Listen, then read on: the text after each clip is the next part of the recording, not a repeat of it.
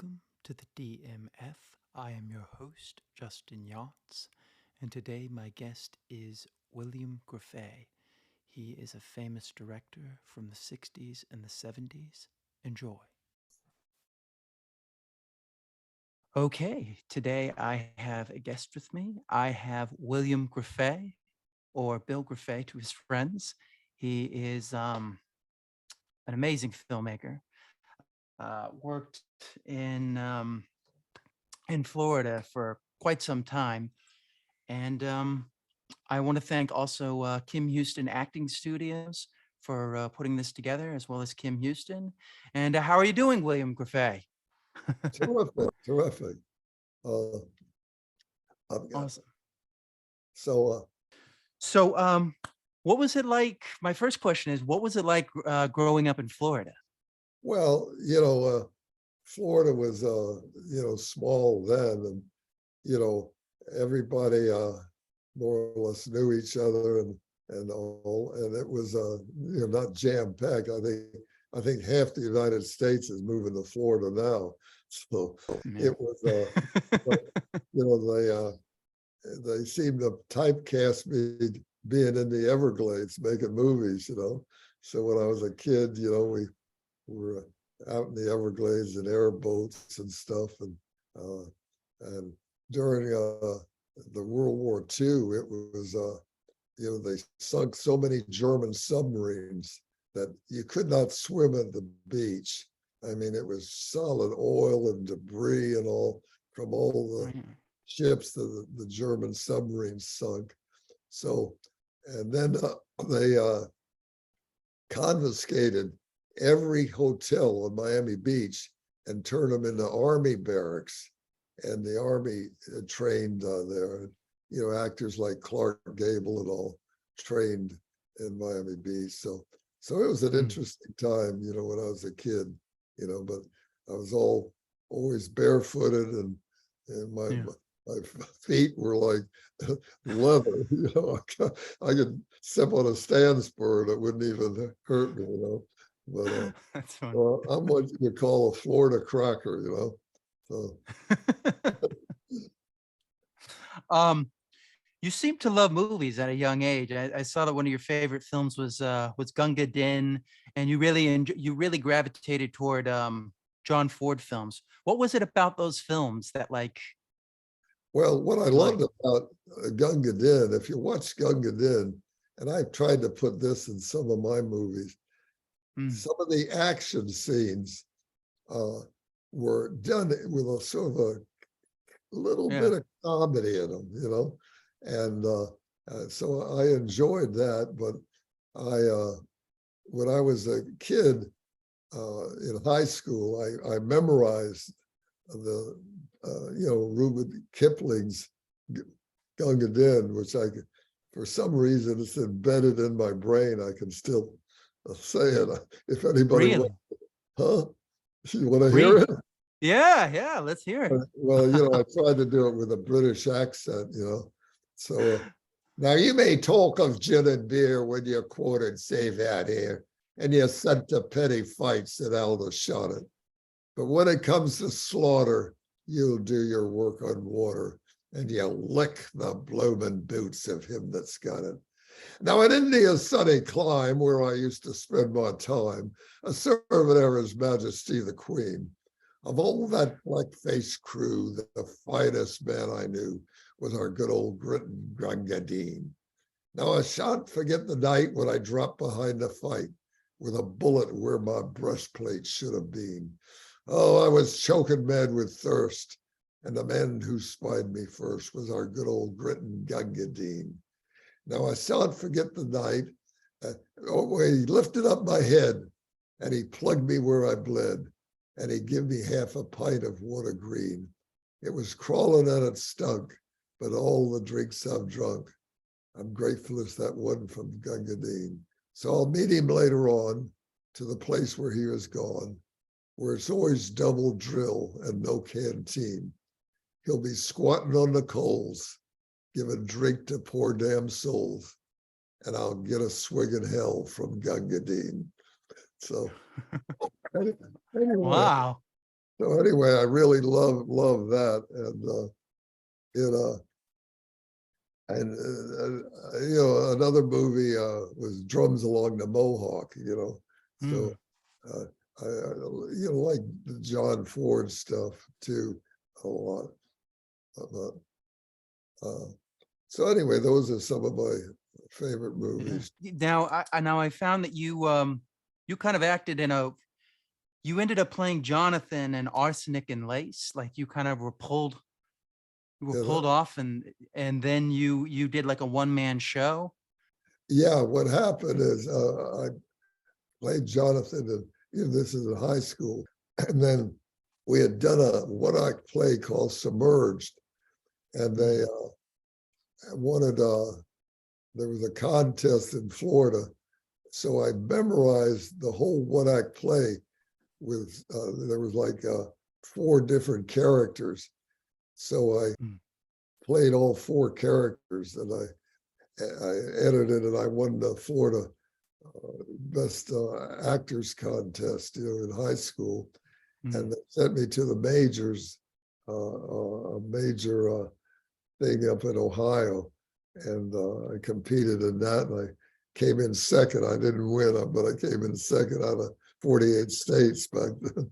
So, any event, yeah. See, I thought I wanted to be an actor, and when I went after high school, I did summer stock up in Woodstock, New York, Yeah. which later became pretty famous, and but it was interesting times up there. And now you go back there, some of the old hippies are still hanging around from Woodstock, But What did acting come natural to you? well, I guess so. My mother, the teacher called my mother to come see me, and she said, Billy's a nice boy, but all he does is look out the window and daydream. He never pays it any attention. So I guess that's where I sort of got the writing ability and so forth, and Mm. but in Woodstock, I was with a actor you might know, was in the Maverick Playhouse with me, a guy named Lee Marvin, Mm. Dr. Lee Marvin. Yeah, I think I Yeah, yeah, yeah. He was in with me, but anyway, so you know, I went to New York, and I did an off Broadway play, but then the Summer stock. huh? You did summer stock. Yeah, well, I did the summer stock and all. Yeah, but anyway, when I got married, I figured acting. And anyway, let me tell you how I got into writing. Yeah. yeah. Well, see, the Korean War came along, and I guess I'd seen too many John Wayne movies, so I was in the Navy during the Korean War, and when I got out of the Navy, I got married, and I said, "Boy, this acting is not too secure." So, my wife got pregnant, and I started having a family. So, I went on the Miami Fire Department to, support my family. Mm. Well, when you're on the fire department, you work 24 hours a day, and unless there's a fire going on, having a lot of idle time. So I wrote a bunch of screenplays, movie scripts, and it ended up, that I got rejection slips to prove I wrote them. But Yeah. finally, I sold one called The Checkered Flag, and it was a local guy that had never made a movie before, and he raised the money. So they wanted me on. It was up in Sebring at the races in Sebring, Florida, So they wanted me up there for rewrites. And so I went up with a 30-day vacation I had from the fire department. And the first day, he collapsed with a nervous breakdown. And back then, there was hardly anybody in Florida. But the director of photography was a guy named, hold on, a guy they called out of retirement to do the movie. So when the director collapsed, they panicked, all the investors panicked. And they said, what are we going to do? We got to get a director from New York or California. The old DP said, well, look, he said, by the time you find a director and get here, the races are going to be over, and he can't just step off the plane and start directing a movie, doesn't even know what the script is. So he said, what the hell, the writer knows about it, make him the director.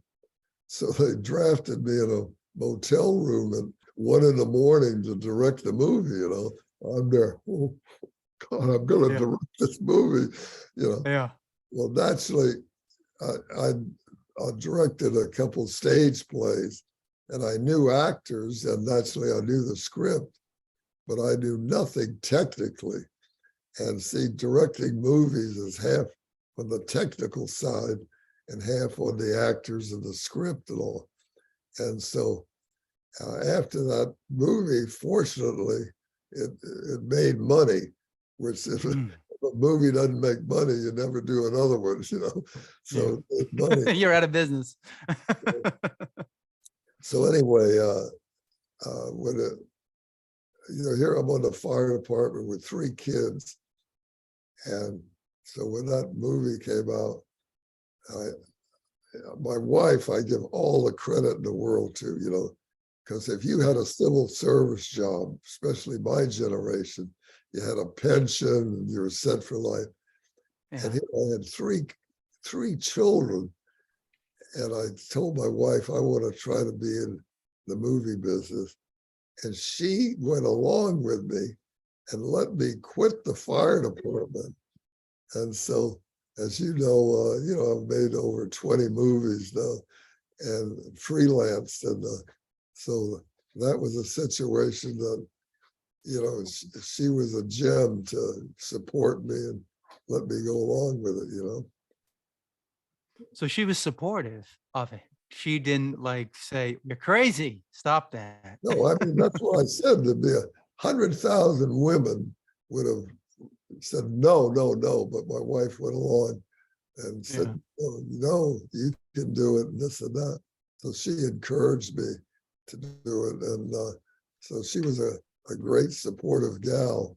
And see, what people don't know about the movie business, they think it's romantic. It is 12, 14, 15-hour days. I mean, it's hard work, And so my wife, knew when I made a movie, she wasn't going to see me for a month or so. See, where people don't realize today, it's a no-brainer to make a movie from a technical standpoint, because with you can do as many takes as you want. And use your phone. And the editing is nothing. Back then, see, I could only do 1 or 2 takes because the film was so expensive. The damn cameras weighed 200 pounds, And so anyway, but I tell these young filmmakers, technically it's a no-brainer. The only thing that hasn't changed is the director has to be an amateur psychiatrist to figure out actors and crew members and all the various personalities you have to deal with, And so, but I wanted to ask you a question about going back to the Navy. When you were in the Navy, do you think they instilled in you some kind of like, what do you think you learned from being in the Navy that you kind of brought to movie making business? Discipline, That's all. discipline. I mean, prior to being in the Navy, if you slept late, I mean, when that reveille's charges, you're out of bed, and you, Mm, you're ready for action right then and there. So yeah. discipline is the main thing it brought to me. And but any event, it's a, so after the checkered flag, I always loved racing, and they had big hydroplanes. You know what those hydroplane? Well, there Mm, was an Italian driver named Enzio Silva who had an Alfa Romeo supercharged engine. There was only two ever made, uh, and Mussolini had them made for Grand Prix racing, but one was destroyed in the bombing during World War II, and he put the other one in this hydroplane, and he was going, just beating everybody, and the boat went light and flipped, and he fell out and killed him immediately. And his son was on the deck, and his son dove overboard out trying to get him. So I looked around and I saw up on top of a truck, a guy was filming it with a 16 millimeter camera. And I went up to the guy and I said, "Did you think you got that shot?" And he said, "I think I did." And I said, "Well, in a day or so when it's developed, could I come by and take a look at it?" And he said, "Yeah." So I went by and he got the shot perfect with the boat flipping and all that. So yeah. I bought that shot from him, and I wrote, but I changed it to an American driver that gets killed. Yeah. And so that's when I wrote Racing Fever, based on that one shot that I bought. So, So so in the film, is that the actual shot, or you yeah, didn't? yeah. Use the actual shot. Yeah. So he actually, wow, So, you could never do that today. well, it's CGI. Everything's CGI today. Yeah. Just like Wow. Bob Mikulski, who an Academy Award editor. I've explained to him a lot of stuff I did, and he says, "Oh hell, today it's CGI." Just like I don't know if you know it, but on YouTube right now, Quentin Tarantino does a thing on my movie Whiskey Mountain. He I know. loved, I watched it. It was and great. so you know, as at the end of it, that one guy said, "Yeah, knowing Grefé, he blew the bridge." He said, knowing that it's a Grefé picture, you know that they really did it. And it's like, yeah, they Right, did. right. No CGI today. No. So when you're doing Checkered Flag, you're doing Racing Fever, and you've never I mean, I know you did Flight for a Rebel, which you acted in. Did you direct that as well? I wrote it, and did I direct it? I can't. Yeah, I directed it. Yeah, Flight for a Rebel. I acted in it, but the guy that produced it, uh, he never got it off the ground. Mm, It was but it was turned into a short, and it was basically on Castro was a hero at that time. Nobody knew he was a communist, and it was yeah. sort of based on this volunteer went down with Castro to fight in the mountains, in Cuba, you know.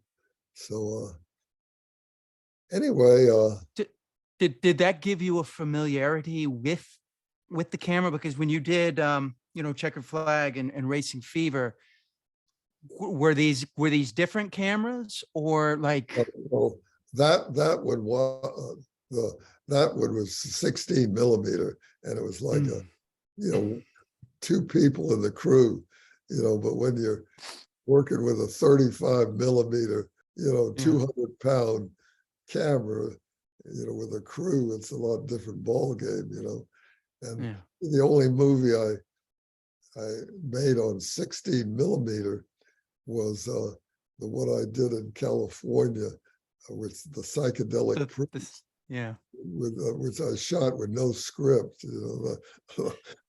That's amazing that you were able to make something out of that. I mean, I watched that and I was like, Yeah, you I don't mean, have, knowing that you had no script or no story, it's like you guys found a way to make some kind of a story and out of that something with girl nothing. was real hippie, Yeah. the way I got the girl, just went in a restaurant and the Yeah. producer, I said, look at that girl. She looks like a hippie. She had the long dress on. Yeah. Grefé, you're brilliant, She goes over, I'll give you 2 points starring my movie, and she'd never acted before. And I thought Yeah. she did a pretty good job, for never Yeah. having acted. No, I watched her. I was impressed. That's something I wanted to ask you about with like Checkered Flag and Racing Fever, because you have Joe Morrison, who's in Right, both of those films. right. How would you? Was he? Had he acted before those films? No, he hadn't acted in film before. He was lived in Miami, and he'd Mm, done stage work and so forth and all.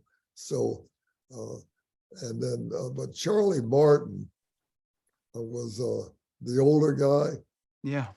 He Charlie Martin was a professional actor, and he was in a John Wayne movie. What was the last movie John Wayne made where he was an old gunfighter? But anyway, Charlie Martin was in a John Wayne movie, so he was a professional actor, and so and because in Florida there weren't that many, good actors that Yeah. had any experience and all. So anyway, but see, the only way I survive, and I tell young filmmakers, when you Yeah. make a movie, distribution is the key. And fortunately, I learned distribution on the Racing Fever, which was the second film I ever made. And Yeah. I'll tell you, this is an interesting story. I had produced that, so I was responsible for getting distribution. And back then, all distributors were in New York, and the studios were back in California. So, those damn 35 millimeter cans were like 60 pounds a piece, and I used to lug 2 of them around and showed them to distribution companies. And Allied Artists went, and the vice presidents were in New York, and I learned a vice president never makes a decision, because if he says, yeah, let's buy the movie, and it's a flop, then that's to him, So anyway, they jerked me around for a couple of days, and I call up the president, a guy named Steve Boydie. He was at the studio out in LA, and I told him what was Yeah. going on. He said, jump on a plane, show me the movie. I'll give you a yes or no right away. So I flew out to LA, and I'd never been to Los Angeles in my life. And I walked in and they showed him the movie, and the president, Steve Broady, said, yeah, I like the movie. Come in my office in the morning, we'll make a deal. And so he said, bring your attorney. So I knew one person in California, and that was an actor, a guy named Dan Magnum, that I'd been in summer stock with in Woodstock. And I called up Dan and I said, Dan, yeah, I just made this deal with Allied Artists. Was my movie. Do you know any attorneys, know anything about the movie business? And he says, yeah, one of my best friends just opened his own office. And I said, well, damn, I wanted some guy with a little gray hair. I don't want some kid out of law school. And he, oh, no. He just opened his own office, but For 7 years, he was chief legal counsel for Allied Artists, which was the company that wanted my movie. So I hired him, and I walk in with my attorney and the whole entourage. He knows everything. He didn't have to read the contract. He'd put every zinger in it. So, cash advance, 1 year bankable guarantee and all that. Yeah. And so, anyway, if you don't know distribution, they'll put stuff in, you'll never see a nickel. Yeah. Never see a nickel. And so the key is, that's how I've survived, is knowing distribution. They promise you the moon, but it ends up Hollywood bookkeeping. Yeah. Or they put some clause in there like, well, we are able to release, if we don't release it in this certain amount of time, we don't have to do anything with it, something like that. And we'll just count it as a loss. They got a million zingers at it. Yeah. I mean, you were lucky. You lucked into the guy who You're a wrote the luck. contract. You're a luck. I mean, nothing but luck. I mean, they think we got you over a barrel, and then you come in with the guy who wrote the contract, and they're like, But, what are we gonna do now? well, they thought I was a genius, and I was offered to go to LA, direct for Allied Artists, but I had 3 little kids, including Melanie, and, but California was a mess back with the hippies and drugs and everything. It's kind of like what it's like now. Except the homeless aren't on Hollywood Boulevard sleeping in tents. That's the difference. So anyway, but from that,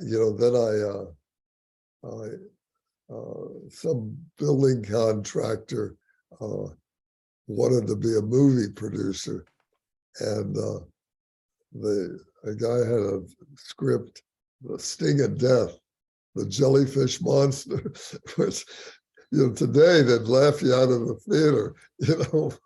Back then it was a big deal. The guy with the jellyfish monster. So I hired to direct that, and then see, back then everything was 2 horror movies were released the dual thing in the drive-ins and neighborhood theaters and all. And so the distributor who got the Sting of Death, he needed a second feature, but he couldn't find one. So he said the magic word. If I had could get a second one, I'd finance it.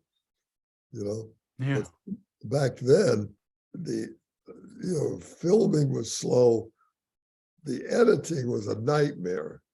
It took you a couple months to edit and do the final mix and all that. I mean, now everything, on a computer. But back then it took forever. And the magic calendar date was April 15th, because the drive-ins opened up in New York and all the other states. So I literally wrote Death Curse of Tartu overnight.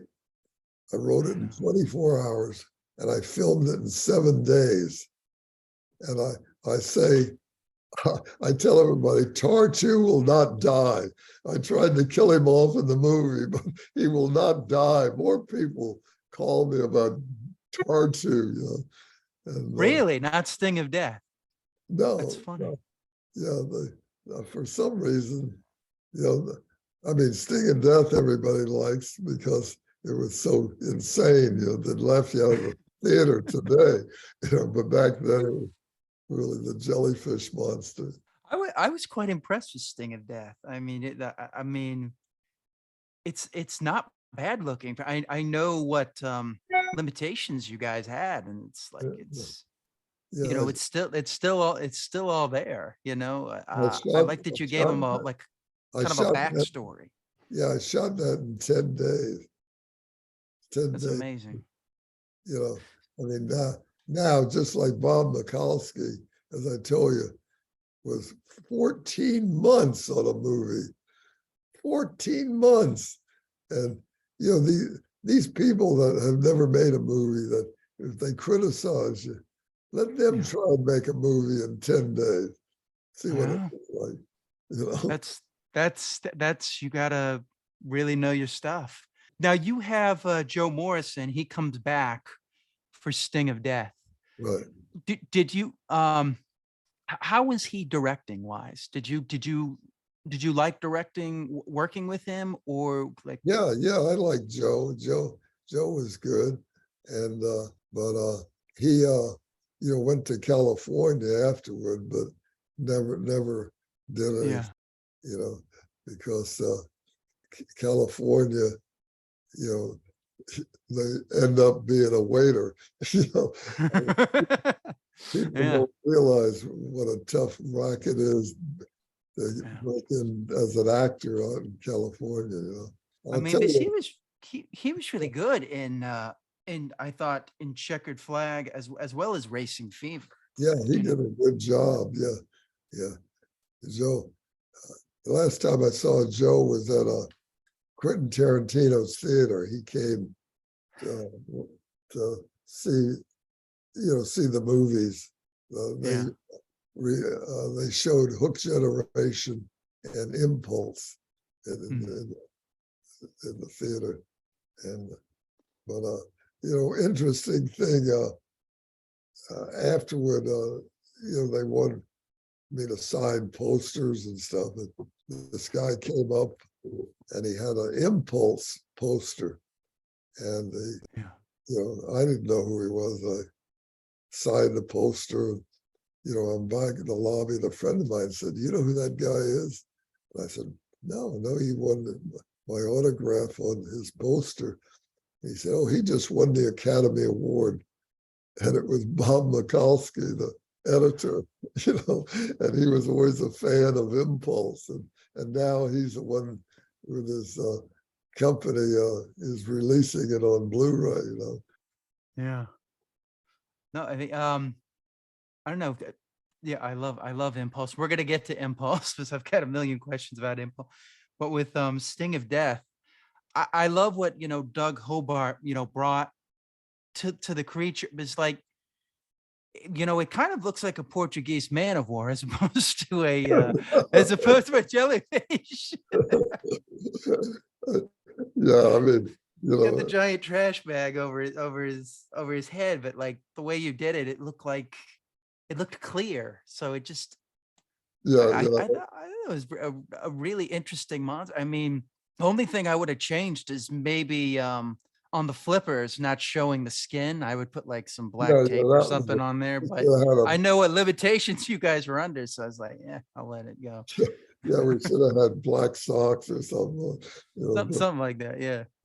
but But it's anyway, also a tell that it's the other guy inside that has transformed into this creature. yeah.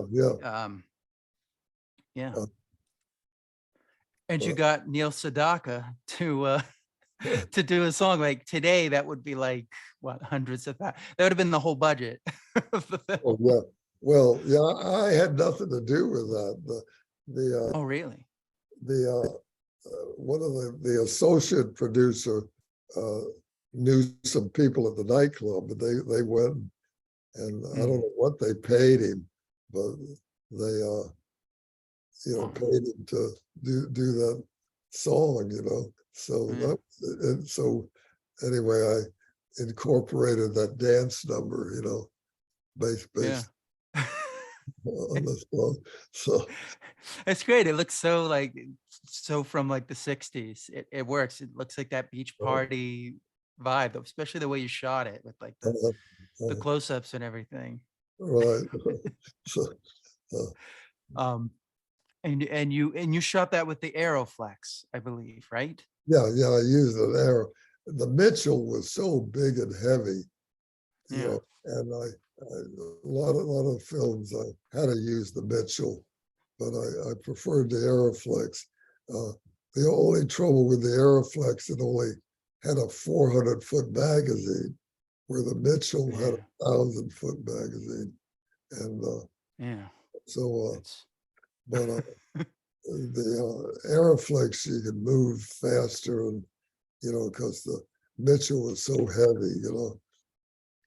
But then another thing I did a lot was the in World War II, they had what's called an IMO, which is a camera about this big, handheld, and it only has a 100-foot load in it. And so you can steal a lot of footage. In other words, mm. like in, I don't know if you, in Racing Fever, not Racing Fever, Wild Rebels, Yeah. Yeah. I've seen Wild Rebels. when they go to the first race, and the two Mm. guys, I stole all of that footage right in the crowd with that IMO, because people don't know it's a professional camera, Mm. and and an interesting thing when I produced the movie Ceasefire with Yeah. Don, and the whole key was the end of the movie, where you're in Washington at the Vietnam Memorial there, and we couldn't Mm. get a permit to shoot there. So what we did is I trained the actors, and we went in. The government wouldn't give us permission or anything, so we went in and stole all that footage. So I'm the biggest thief in the world, just like on Ceasefire, they we needed a Huey helicopter, and the government wouldn't give us any use of any of them. So I went out to the Army base, and I said, "Are there any Vietnam veterans here that are in the reserve?" He said, "Yeah, Captain such and such." So I gave him I said, "Do me a favor, read this script." And so I read the script, and I said, he said, "What do you want?" I said, where do you fly on weekends?" And he said, "Well, we go over the Everglades." And I knew this old abandoned airport. So I told him, and anyway, long story short, I stole all of that helicopter stuff from the Army. So I'm the biggest thief in the world when they won't give me a permit. Guerrilla guerrilla filmmaking. I mean, that's what you got to do. You just go in there. Right. I was thinking about that the movie Ed Wood with Tim Burton, and they're shooting something, and they're like, "We don't have a permit. Run!" Right. Oh, That's yeah, what you had to do. Bowfinger. I love Bowfinger. Did you ever? Oh, yeah, yeah, where he's like filming an actor without him realizing he's in a movie. Bowfinger, good friends of mine was Hmm, uh, uh, Dave Friedman. He was the producer with, hmm, but he was doing it was a nudie. It wasn't a porno. It was a nudie. They used to make yeah. nudie films, and he did one called uh, the Knights of the Round Table, which was supposed to be. He Mm, he went and rented one of these like 10,000 millimeter lenses, and he went above one of the studios where they were doing this big jousting and hundreds of extras, and he filmed all that and put it in his little nudie film. So I knew guys just like the ones in Bowfinger. that's hilarious. um, Getting back to the death case of Tartu, you did that in 7 days. You wrote it in 24 hours. Yeah. When you write something in 24 hours, do you eat? Do you sleep? Oh no, no. What I did is I said, "What the hell am I going to write about?" You know, Yeah. and because this just hit me out of the blue. So all I did was take the age-old thing in Egypt. If anyone disturbs the Pharaoh, he'll come back. Yeah. So I moved that to the Everglades and made it an ancient Indian witch doctor, and and but but we a guy gave me some 8mm film that he shot. I'd never seen it before, about behind the scenes on that. And when I looked at it, I mean, we had a good time. I mean, it Mm. wasn't a tense shoot, and Yeah. I was surprised, because I thought didn't remember what a relaxed set we had, and Yeah. but And you used a real anaconda snake in oh that. yeah, yeah, yeah. Oh, I got to tell you a funny story on that. This is when I ended up wrestling an alligator in that movie. Uh, where the girl gets her arm bitten by the, Yeah. well, Frank Reed, my animal trainer, was a wild man. I mean, he was really the real McCoy. He lived in the Everglades a lot. So I needed this huge alligator. So I said, Frank, if you got any alligators that are fairly used to human, bring them in. So he comes in the morning, and this damn alligator was so big, he had to tie the tail up on his pickup truck. And I said, gee, where'd you get this big one? He said, well, I didn't have one big enough. So I just caught it last night and brought it. So I had a wild alligator, So the plan was we were going to dig a hole, and we put the girl's arm in the hole, a post hole, and we took a fake arm and put it out and had Yeah. the alligator, with a piano wire. So I So told the girl what we're going to do. she Forget probably it. She was not forget it. I'm not laying. And I said to her, I said, look, no problem. Let me show you what. So, fortunately, we had the alligator's mouth with a little piano wire on it. And so I put my hand in the hole. The damn alligator rolls on me, and I'm like Johnny Osceola. I'm wrestling the alligator, and Frank Reed, the animal trailer, the three of us. And now the girl is 100 yards away, running like hell, and how I ever talk to her into doing it, I'll never know. But anyway, that was a yeah, pretty. like how, yeah, how did she, that's like, yeah, you're like, look, see, it's safe. And then like it's like, oh, this wasn't a good example. Right, That's right. crazy. Yeah. But yeah, that, I mean, I mean, because I don't even think in the movie Anaconda that they even used a real anaconda Well, snake. have you ever seen that photograph of me with a 10-foot Yeah. anaconda? Well, there was a Channel 7 news crew came out to film us doing Mm. the thing, and so anyway, they wrapped, and the animal, Frank Reed told me, you gotta choke them, because if they ever bite you, you'll never get them, Yeah. they crush you to death. And he Yeah. said, if they bite you, they got so much leverage. So I was holding that thing, and every time I'd exhale, he'd tighten on me, and I was holding the thing. And finally, I dropped to my knees because he was starting to crush me, And it took about Yeah. 3 guys to pull him off. And boy, I had a death grip on his mouth. I wasn't about to let him bite me, or they would never got him off me.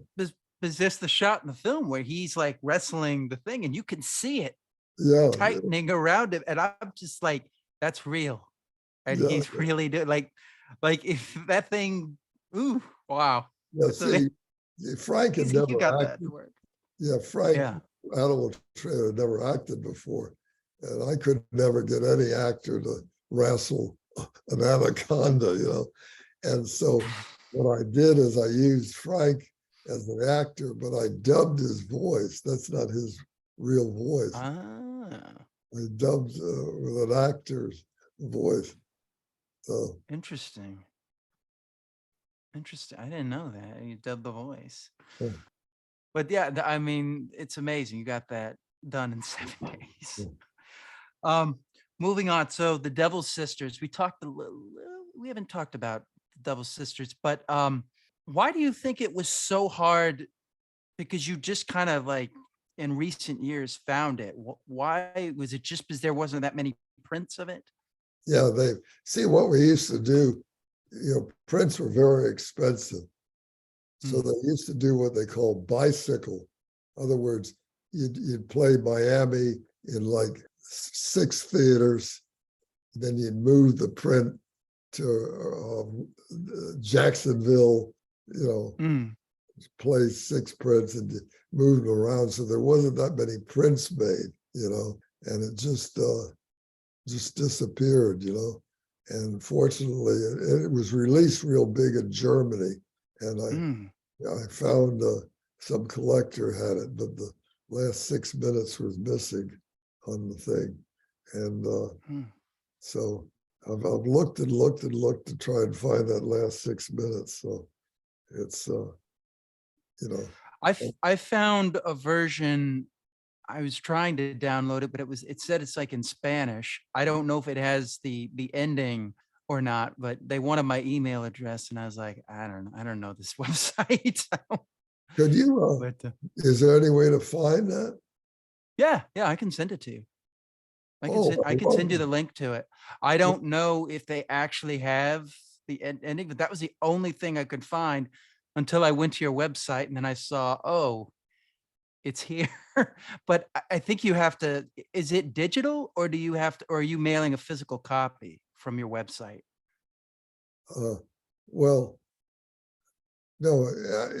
Do you have a DVD of it or I don't have a DVD of no? it. I only have a link to Well, this website. what you do if you could high speed it down just to see Mm, if the last 7 minutes, if the whole end of it. okay. So even if did they dub it into Spanish? Yeah, Or, the only problem is I wasn't able to actually get it on because they wanted me to enter my like email address and stuff, and it was kind of a sketchy website, and I was like, I didn't trust it to, I don't know if this is, I don't know if this is real or not, but I did want to mention that to you that I found something with that, and there might be on there, it might not be on there, uh, but I mean, I don't know. It's like one of those sites where they're illegally showing, it was basically for Spanish films. So uh, they had an English dub. I think they had an English like subtitled version, and then they think they had a Spanish version. That was the only thing I could find that was like that yeah, like where I could watch it, immediately. Other than your website, but I couldn't tell if they were going to mail it to me, and I didn't have enough time. I don't think it was going to have enough time to get here in time for me to watch it. If it uh, was digital, I would have watched it that night. So I couldn't tell exactly there. But one of the things that from the documentary that you did, he came from the swamp, or they came from the swamp. They talk about, you kind of played with time. This is kind of the first time you played with like, starting at the end and, playing with, was that something, talk a little bit about like writing the Devil's Sisters and how that like, you told me about the idea of it, but like, well, we got because, the actual court records. See, that was mm, based on a true story. So we mm, so we got the court records and then wrote the screenplay on it based on that. And see, at that time, when Castro took over, the majority of the Cuban film community moved to Miami, and mm, I used like Velia Martinez was a very well-known actress, and so I used her in it, and most of the you know, actors were all Cubans dubbed in for Mexicans. And I shot it in Miami, which yeah. I think we faked Mexico pretty good. Did you always intend to shoot it in black and white? That was the only film I ever did in black and white. And, Mm, but that is sort of a film noir type film, I yeah. did. and but uh, but I shot that in 10 days, the film in 10 days, and well, I think it turned out pretty good. Yeah, I think so too. Now Wild Rebels. This was a film I couldn't find. The only thing I could find to watch it was Mystery Science Theater 3000 Oh, dubbed over it, and I was like, well, this is the only thing I've got. And I could see that they've missed their scenes missing because they're just doing it for comedy. But yeah, talk a little bit about Wild Rebels, because I know you cast Stephen Alamo. I think I'm pronouncing his name correctly. yeah, yeah, And yeah, he did a show called, what was it? Where the action is, which I watched a little of that. yeah. It was a network show. He Mm, lived in Miami, and he'd never been in a movie before, but he had a mm, really good following, because he mm. had Dick Clark produced that thing that he had on the networks. So I approached him and used him, as an actor in that. And then I used him again in Hook Generation, and Yeah, but so Steve, yeah, I thought did a real good job for his first acting he did.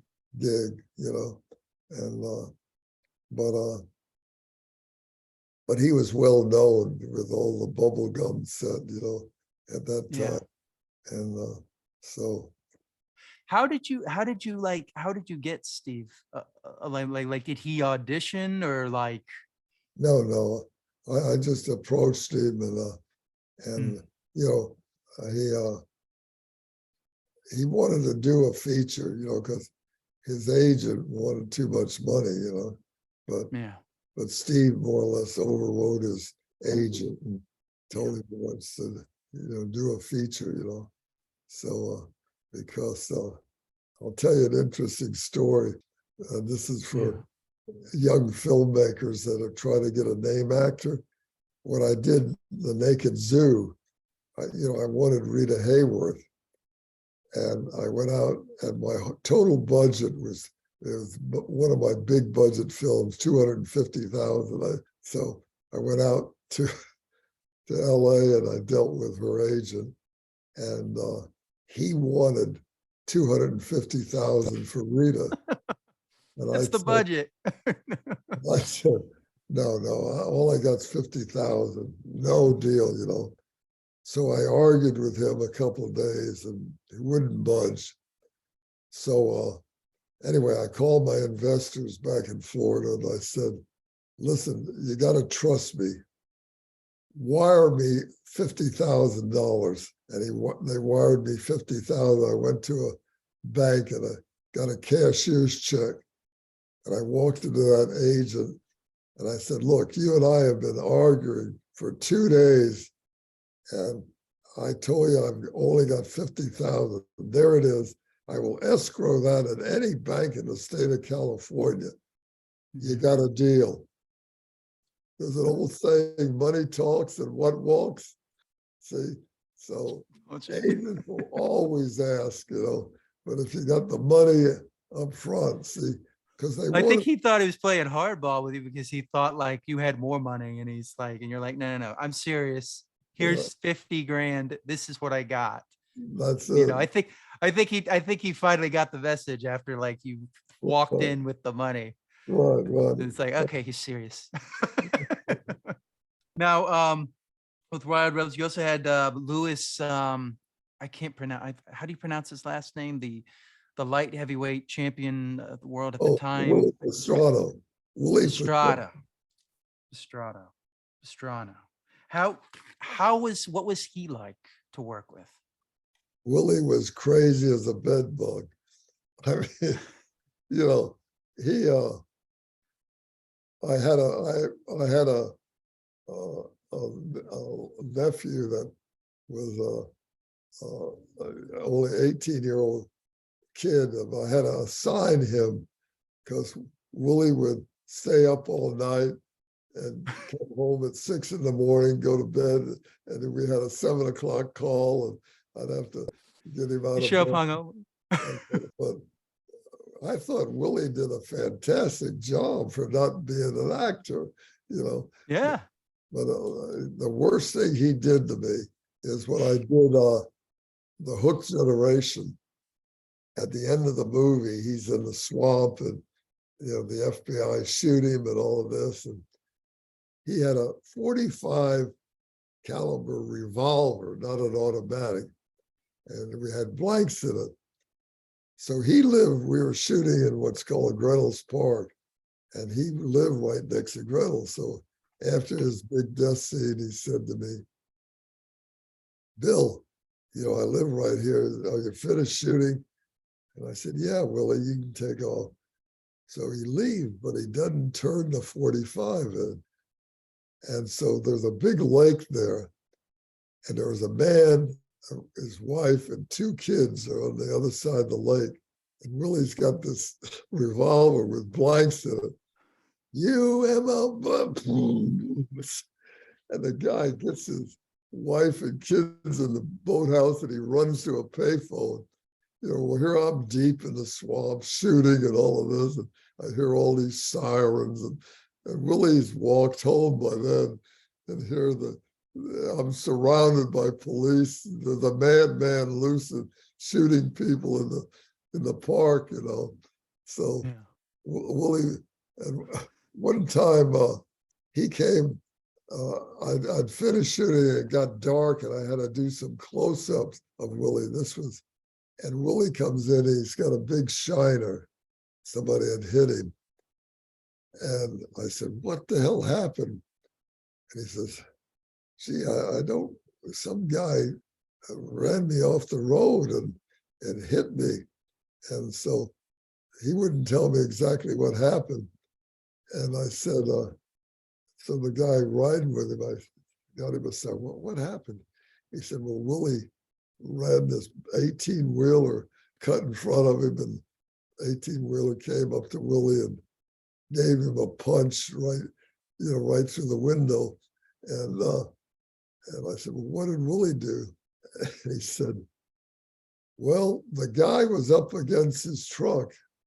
And you ever see a punching bag? Willie just laid about 100 punches in this guy. And the guy was unconscious, and he wouldn't let him fall and just kept punching him, Man. So anyway.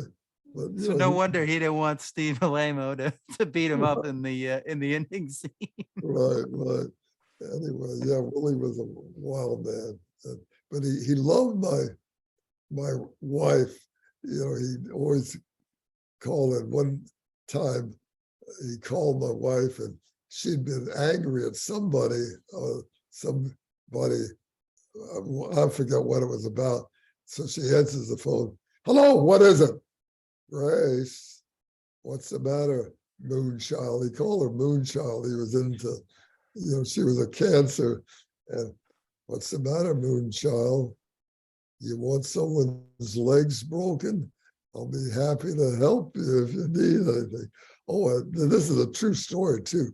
Willie also worked for the mafia, and the mafia said to him, Willie, there's a guy that won't pay us. He owes us this money, and he keeps putting us off.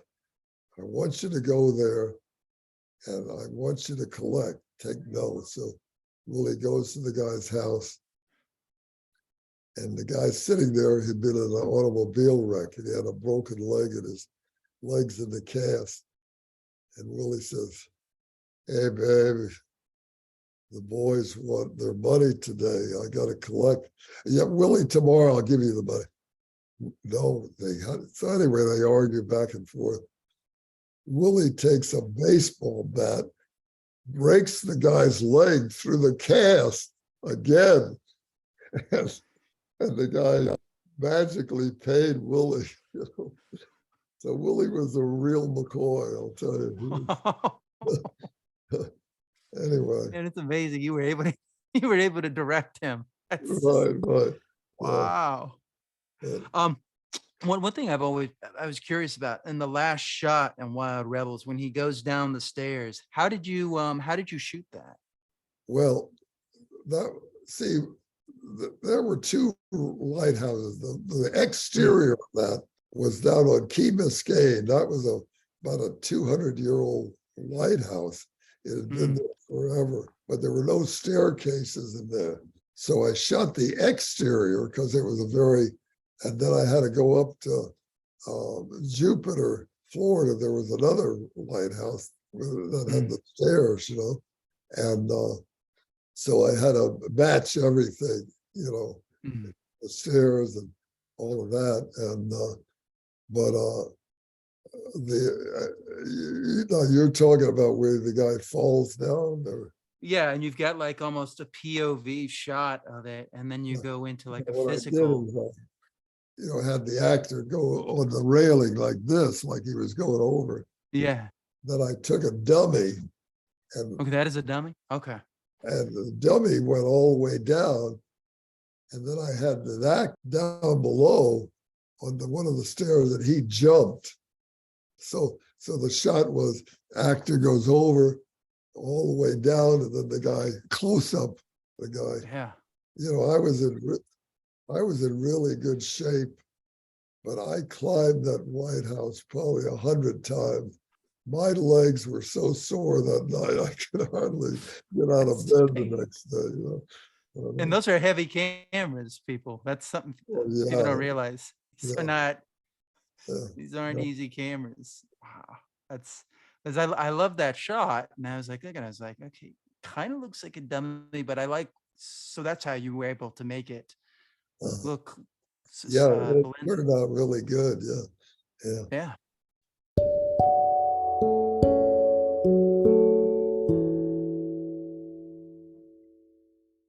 Okay, that about does it for part one of my interview with William Grefé. I want to thank him. I would also like to thank Kim Houston, who you can check out at Kim Houston Acting Studios. As always, you can find me at Justin Yachts. Please check out the YouTube version of this, and please like, share, and subscribe. And I will see you next time on the DMF.